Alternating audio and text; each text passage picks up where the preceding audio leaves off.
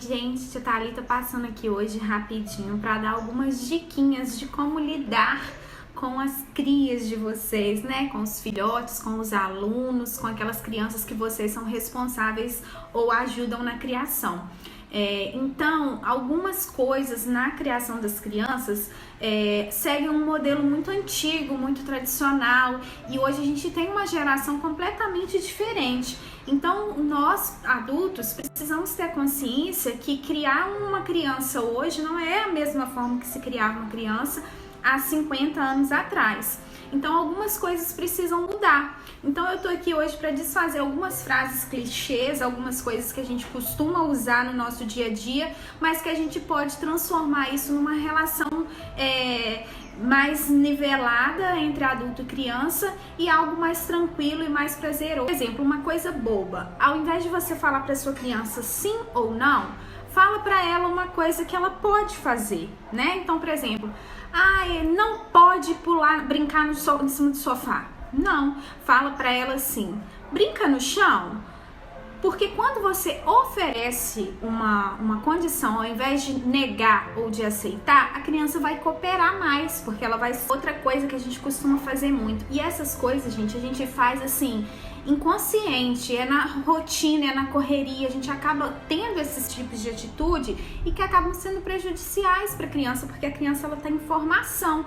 E quando a gente é adulto, a gente não lida entre adultos da forma que a gente muitas vezes lida com a criança. Então a gente acaba tornando uma relação verticalizada, né? Autoritária. E isso não é interessante para o desenvolvimento da criança.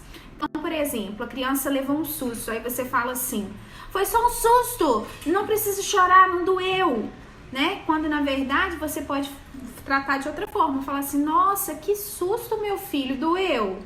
Você machucou? Não, sim, vamos ver então, e sim dialogar com a criança e não determinar, foi só um susto, isso não doeu.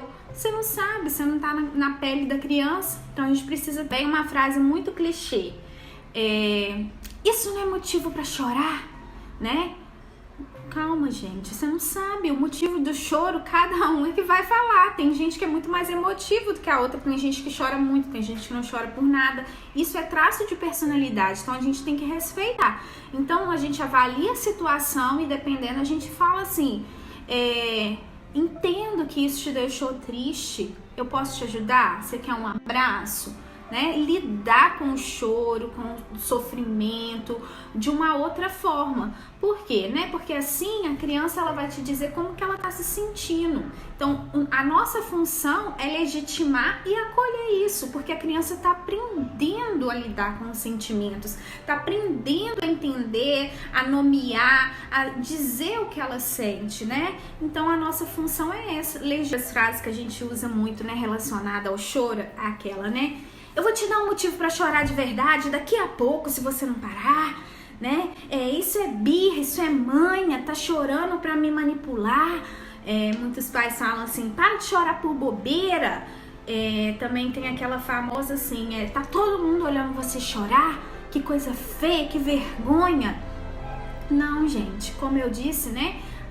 O choro faz parte de um traço da personalidade, uma própria característica, e ainda mais nas crianças. Por quê? As crianças não sabem muitas vezes falar, ou às vezes quando sabe falar não sabe expressar muito bem, então ela acaba se utilizando do choro, né, para se expressar. Isso é uma forma da criança se comunicar. Então a gente tem que acolher e respeitar, como a gente faria com qualquer amigo, com um colega de trabalho ou com uma pessoa que estivesse numa... Então, pessoal, eram essas algumas diquinhas que eu queria deixar. Claro que no nosso dia a dia a gente pode substituir muitas outras frases, sempre tomando esse cuidado, tendo esse zelo, esse olhar para a criança. Eu sempre digo e repito, ter empatia, entender que a criança ainda está em formação, ela não sabe, ela não está no mesmo grau de desenvolvimento que a gente. Então a gente precisa entender que elas não pensam, elas não raciocinam como nós.